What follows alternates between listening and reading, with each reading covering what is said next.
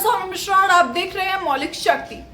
देश भर से राम मंदिर के उद्घाटन के बाद से जिस तरह की तस्वीरें लगातार सामने आ रही है वो सबको चौंका रही थी कि आखिर रामराज आया है तो ये क्या हो रहा है। मगर रामराज में आखिर बच्चों को क्या ज्ञान दिया जा रहा है, आपको वो भी देखना चाहिए कि किस तरह से बच्चों के मन में किस तरह की भावना जागृत हो रही है, किस तरह की बातें वो कर रहे हैं और किस तरह के नारे 26 जनवरी जैसे मौके पे लगाए जाते हैं। 26 जनवरी संविधान दिवस के दिन संविधान की धज्जियां उड़ा दी जाती है।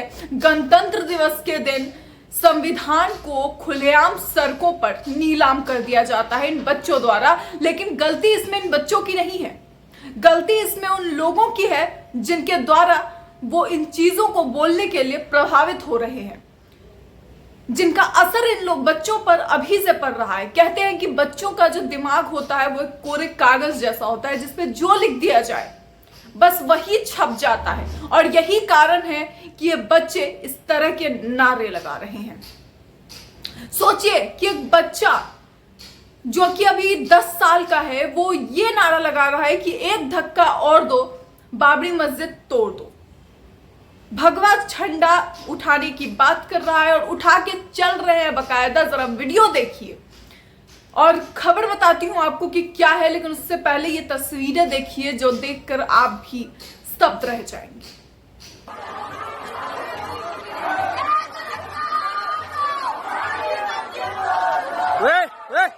साले स्कूली ना रहे धार्मिक नाले हाँ?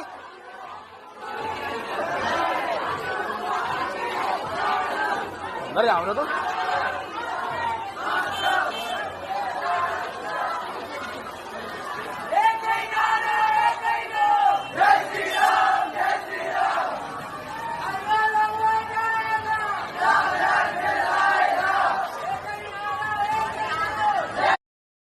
दोस्तों देखा आपने इस वीडियो को। सबसे पहले शोभना यादव ने ट्वीट करते हुए लिखा था कि हाथ में तिरंगा झंडा और जुबान पे ये नारा गलत दिशा में जा रहे स्कूली बच्चों के मन में जहर कौन भर रहा है, #छिंदवाड़ा। ये जो तस्वीरें हैं ये मध्य प्रदेश के छिंदवाड़ा की है। ये वो एरिया है जहां पर आदिवासी समुदाय के लोग ज्यादा है और उस तरह के लोग उधर ज्यादा रहते हैं। वहां की ये हालात है, वहां की ये तस्वीरें हैं जहां पर एक बच्चे को जब ये कह के टोका जाता है कि ये तुम किस तरह के नारे लगा रहे हो, हाथ में तिरंगा झंडा और कैसे नारे लगा रहे हो, तो वो बच्चा दोबारा कहता है कि घर घर भगवा फहराएगा। द मुस्लिम की ये खबर देखिए जहां पर इन्होंने ट्वीट करते हुए लिखा है कि लोकेशन छिंदवाड़ा मध्य प्रदेश, एक धक्का और दो, बाबरी मस्जिद तोड़ दो। हिंदुत्ववादी स्कूल के बच्चों ने मस्जिद के सामने नारे लगाए। गणतंत्र दिवस की रैली में छिंदवाड़ा के संत श्री आशाराम जी गुरुकुल के छात्रों ने मोती मस्जिद गुलाबरा नामक मस्जिद से गुजरते समय कथित तौर पर उत्तेजक नारे लगाए। जब एक स्थानीय ने आपत्ति जताई तो उन्होंने जवाब दिया, एक ही नारा एक ही नाम और फिर घर घर भगवा छाएगा। कोई आश्चर्य नहीं अगर बच्चे आशाराम एक कट्टर बलात्कारी के नक्शे कदम पर चल रहे हैं। सबसे पहले चीज तो कि अब तक ये स्कूल खुला क्यों है और बच्चों को इस तरह का ज्ञान उस स्कूल में दिया जा रहा है तो ये कितना खतरनाक साबित हो सकता है। क्या ये सरकार नहीं जानती है? क्या वो नहीं जानते हैं कि आसाराम एक कितना बड़ा बलात्कारी, एक आरोपी, एक अपराधी सिद्ध हो चुका है? तो अब क्या उसके इस स्कूल को बंद नहीं करवाना चाहिए था? सबसे पहली चीज। दूसरी चीज कि बच्चों के दिमाग में ये चीजें डाल कौन रहा है। तीसरी चीज दोस्तों, आपको एक मामला याद होगा उज्जैन में हुआ था जहां पर कथित तौर पर 2 बच्चों के जो रैली निकल रही थी, जो एक धार्मिक रैली थी हिंदुओं की, उस पे थूकने का इल्जाम लगाकर ये कहा गया था कि इन बच्चों ने थूका और वो मुस्लिम परिवार के थे, जिसके बाद उनका घर बुलडोजर से गिरा दिया गया था। बाद में सिद्ध होता है कि ऐसा तो कुछ हुआ ही नहीं था, क्योंकि जिस व्यक्ति ने एफआईआर कराई थी वो एफआईआर वापस ले लेता है और कहता है कि मैं इसे सिद्ध नहीं कर पा रहा हूं क्योंकि, और लेकिन उनका घर तो चला गया। इस तरह के मामले जब सामने आते हैं तो क्यों नहीं इस वक्त ये वीडियो सामने आने के बावजूद कोई कार्रवाई हो रही है? जगह वही है, सरकार भी वही है मध्य प्रदेश में, लोग भी वही है, सारी चीजें वही है, पुलिस प्रशासन वही है। ऐसा तो कुछ है नहीं कि कुछ खास बदलाव हो गया हो, लेकिन कार्रवाई नहीं होगी। क्यों नहीं होगी? क्योंकि भगवा झंडा लेकर ये बच्चे चल रहे हैं और देखिए जरा कि गणतंत्र दिवस के मौके पर तिरंगे की जगह ज्यादा से ज्यादा हाथों में भगवा झंडा है। जब स्कूल के टीचर बगल में चल रही है और इस तरह के बच्चे नारे लगा रहे हैं और वो एक बार भी इसे लेकर ना टोके, तो यह खुद में एक बहुत बड़ा सवाल बनता है कि आखिर देश में बच्चों को किस तरह का ज्ञान, किस तरह की शिक्षा दी जा रही है। ये तस्वीर हो गई दोस्तों मध्य प्रदेश की, और ये एक बार फिर से मस्जिद के बाहर के नारे लगाए जा रहे हैं। मस्जिद के ठीक बाहर इस तरह के नारे लगाए जाते हैं और दूसरों के रोकने पर बच्चे इस तरह से बदतमीजियां करते हैं। गलती उनकी नहीं है, गलती ये है कि उन्हें उनके घर के लोग नहीं टोकते।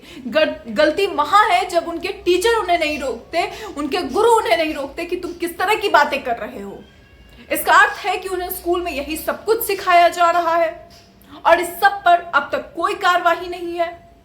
इतना लंबा समय हो चुका है इस वीडियो को वायरल हुए। हालांकि इसे लेकर सभी ने अलग अलग ट्वीट किए हैं, सबका अलग अलग कहना भी है। लोग कह रहे हैं, इकबाल हसन ने लिखा है कि हाथ में तिरंगा झंडा और जुबान पर यह नारा, आखिर इन स्कूली बच्चों के मन में जहर कौन भर रहा है। विकास कुमार लिखते हैं, यही विकास तो पिछले 70 साल में नहीं हुआ था, जो इस महापुरुष नरेंद्र मोदी जी को टैग करते हुए उन्होंने लिखा है कि सरकार में हुआ है। तो क्या ये विकास हो रहा है? दोस्तों इससे पहले एक और तस्वीर आई थी बिहार से, ये भी देखिए जरा, जहां पर मस्जिद के ठीक बाहर किस तरीके से भगवा गैंग वाले लोग हल्ला हंगामा कर रहे हैं, नारे लगा रहे हैं और जबरदस्ती सांप्रदायिक तनाव बढ़ाने की कोशिश कर रहे हैं। जब बड़े ये कर रहे हैं, देश में युवा ये कर रहे हैं और बुजुर्ग उन्हें किस तरह की चीजों पर एक बार भी उनके घर के कोई बड़े नहीं टोक रहे हैं, तो कोई बड़ी बात नहीं है जब बच्चों पर इस तरह का असर पड़ रहा है। अगर इनके बड़े ये कर रहे हैं तो इनके घर के बच्चे भी तो यही करेंगे। और ये सब कुछ क्यों बढ़ रहा है? ये सब कुछ इसलिए बढ़ रहा है क्योंकि इसे बढ़ने दिया जा रहा है, क्योंकि सरकार चाह रही है कि इन चीजों को बढ़ावा मिले। कहीं राजनीतिक फायदा उठाने की कोशिश की जा रही है, तो कहीं उन्हें लग रहा है कि हम हिंदू राष्ट्र बनाने की मांग कर रहे हैं। इन लोगों को लगता है कि ये सब करके वो हिंदू राष्ट्र बना लेंगे, मगर उन्हें ये समझ में नहीं आ रहा कि इन्हें कहीं ना कहीं एक तरीके से सिर्फ और सिर्फ कठपुतली बनाकर इस्तेमाल किया जा रहा है हिंदू राष्ट्र के नाम पे, कि हम हिंदू राष्ट्र बना देंगे, और इन्हें कठपुतली बनाकर नचाया जा रहा है सरकार द्वारा। इन्हें बेवकूफ बनाने की कोशिश की जा रही है और कोशिश की जा रही है कि धर्म के नाम पर धार्मिक आस्थाएं भड़काकर वोट बैंक कलेक्ट किया जाए। इन्हें समझ में नहीं आ रहा इन लोगों को कि ये सिर्फ और सिर्फ एक वोट बैंक का जरिया बनकर रह गए हैं और कुछ भी नहीं। इन्हें अपने अधिकारों का कोई स्मरण ही नहीं रह गया है कि हम वोट इसलिए नहीं देते कि मंदिर और मस्जिद बने, हम वोट इसलिए देते हैं ताकि देश का जो है वो देश का प्रोग्रेस हो सके, देश डेवलप हो सके, हमारी जो लिविंग स्टाइल है वो सही हो सके, लोगों की इनकम बढ़े, बेरोजगारी ना हो, रोजगार बढ़े। इन चीजों के लिए हम वोट देते हैं किसी भी सरकार को, ना कि मंदिर और मस्जिद बनवाने के लिए, ना कि सांप्रदायिक हिंसा फैलाने के लिए। और इन चीजों पर लगाम कब लगाएगी सरकार? सबसे बड़ा सवाल ये है। क्या सरकार को ये चीजें दिख ही नहीं रही है कि उनके डबल इंजन की सरकार में ये सारी चीजें होती है, डबल इंजन के राज्यों में ये सारी चीजें हो रही है? या फिर सरकार उन 3 बंदरों की तरह हो चुकी है जिनके कान बंद हो चुके हैं, आंखें बंद हो चुकी है और मुंह बंद हो चुका है? मुझे लगता है वो बंदर भी बहुत बेहतर थे, क्योंकि वो गलत चीजों के खिलाफ इस तरह की चीजें करते थे, ना कि यानी कि गलत मत देखो।